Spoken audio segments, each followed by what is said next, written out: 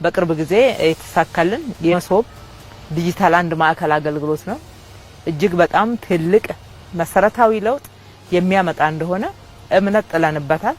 በጀመርናቸው ማዕከላት ላይ ይሄንን እውነት ከራሱ ከህዝቡ ከተገልጋዩ አግኝተናል ማለት ነው። ወደ 6 ማዕከላት ናቸው አሁን የከፈትነው። የመጀመሪያው አራዳ ላይ ነው።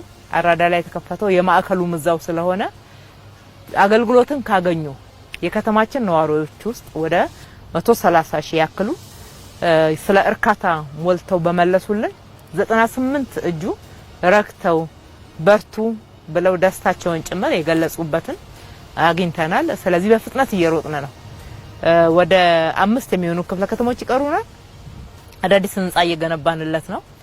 በቋሚነት ወደፊት ሙሉ ለሙሉ አገልግሎታችን ሁሉ ወደ ዲጂታል አንድ ማዕከል አገልግሎት ስለሚገቡ አዳዲስ ህንጻዎች የተገነቡ ነው። እንደዛም ሆኖ ከአንድ ወር በኋላ 5ቱም ወደ ተግባር ይገባሉ። 5 ወደ ተግባር ሲገቡ ሙሉ አዲስ አበባ በዲጂታል የመሶብ አንድ ማዕከል ተዳረሰ ማለት ነው። ያ ማለት ግን ሁሉም አገልግሎቶች ገቡ ማለት አይደለም።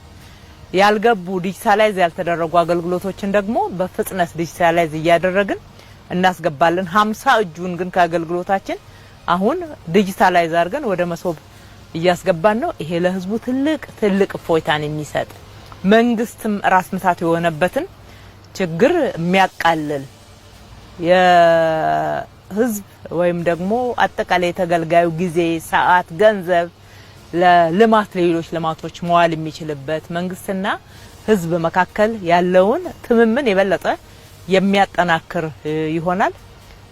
በቅርብ ጊዜ ደግሞ ወደ መንግስት መስሪያ ቤት መምጣት ለማይችሉ በተለያየ ስራ ምክንያት ሌት ተቀን የሚሰሩ ብዙ ሰራተኞችና ትጉሃን አሉ። የስራ ባህሪያቸውም እንደዛ የሆነ እነሱም አገልግሎት የማግኘት መብት አላቸውና ለነሱ ደግሞ በቅርብ ቀን ውስጥ የሞባይል አገልግሎት በአውቶቡስ ላይ ሁሉም የዲጂታል አገልግሎት ተገጥሞለት እየዞረ አገልግሎት የሚሰጥ የዲጂታል አገልግሎት በተንቀሳቃሽ የሆነ እናስጀምራለን። አንዳንድ አገልግሎቶች ደግሞ ከቤት ማገልገል እንዲቻል ተዘርግቷል፣ ተጀምሯል። በንግድ ተጀምሯል።